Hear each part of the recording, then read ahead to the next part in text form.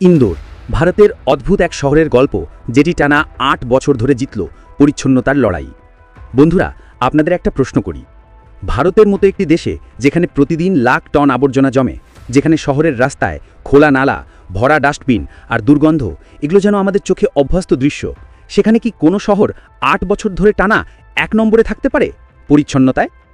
কিভাবে সম্ভব হলো যে সেই শহরের রাস্তায় আপনি হাঁটলে প্রায়ই ধুলোর চিহ্নও দেখতে পাবেন না? যে শহর একসময় ছিল আবর্জনার পাহাড়ে ঢাকা, আজ সেখানে ডাম্পিং গ্রাউন্ডও নেই।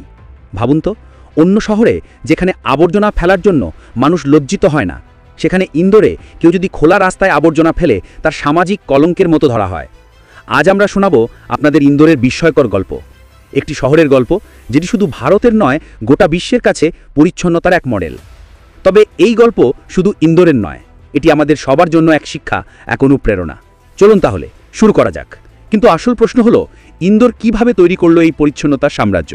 তার উত্তর খুঁজতে হলে আমাদের ফিরতে হবে প্রায় ১০ বছর আগে। পরিচ্ছন্নতার আগে কেমন ছিল শহর? আজ আমরা যেই ইন্দোর দেখি সেটি যেন ঝকঝকে, সাজানো গোছানো। কিন্তু ২০১৫-র আগে ছবিটা ছিল একেবারেই ভিন্ন। রাস্তায় পড়ে থাকতো প্লাস্টিকের বোতল, খাবারের প্যাকেট, শাকসবজির আবর্জনা। শহরের প্রান্তে জমে উঠত আবর্জনার পাহাড়। ড্রেনেজ ব্যবস্থায় ছিল ভয়ঙ্কর জট। সামান্য বৃষ্টিতেই রাস্তায় জল জমে যেত।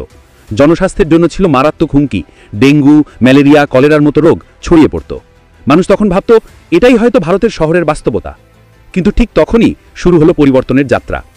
ভারত সরকার ২০১৬ সালে চালু করে স্বচ্ছ সর্বেক্ষণ।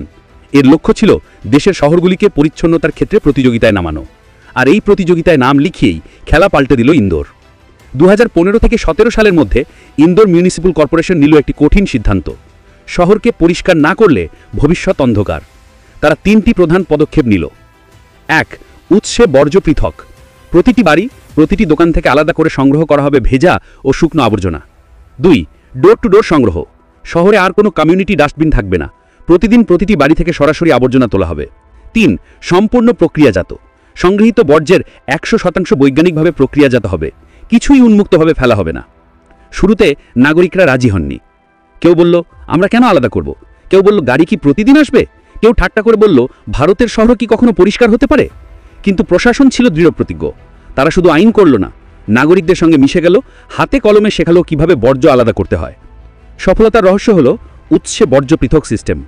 আজ ইন্দোরে প্রতিটি পরিবার জানে, সবজির খোসা, রান্নার আবর্জনা, ফুল ইত্যাদি যাবে সবুজ ডাস্টবিনে, মানে ভেজা বর্জ্য। প্লাস্টিক, কাগজ, কাঁচ যাবে নীল ডাস্টবিনে, শুকনো বর্জ্য। যদি কেউ তা না করে, গাড়ি সেই বর্জ্য তুলবে না। ফলে সবাই বাধ্য হয় সঠিকভাবে বর্জ্য আলাদা করতে। ডোর টু ডোর সংগ্রহ ব্যবস্থা। প্রতিদিন সকালেই সঙ্গীত বাজাতে বাজাতে আবর্জনা সংগ্রহের গাড়ি চলে আসে প্রতিটি মহল্লায়। গাড়ির ভেতরে আলাদা চেম্বার থাকে, একদিকে ভেজা, অন্যদিকে শুকনো বর্জ্য। আজ ইন্দোরে ১০০% বাড়ি এই সেবার আওতায়। ফলে শহরে আর কোথাও নেই কমিউনিটি ডাস্টবিন, নেই দুর্গন্ধের স্তূপ। ভেজা বর্জ্য যায় বায়ো সিএনজি প্লান্টে। প্রতিদিন উৎপাদিত হয় হাজার হাজার কিলো বায়োগ্যাস, যা চলে মিউনিসিপ্যাল বাসে। শুকনো বর্জ্য যায় পুনর্ব্যবহারে। জৈব বর্জ্য থেকে তৈরি হয় কম্পোস্ট, যা কৃষিতে ব্যবহৃত হয়। এভাবে বর্জ্য ফেলে দেওয়ার বদলে বর্জ্য থেকেই আয় হচ্ছে। ইন্দোর হয়ে উঠেছে West to wealth city. Zero dumping city হয়ে উঠল। কখনো যে শহরে আবর্জনার পাহাড় ছিল, সেই ডাম্পিং গ্রাউন্ডগুলো আজ নেই।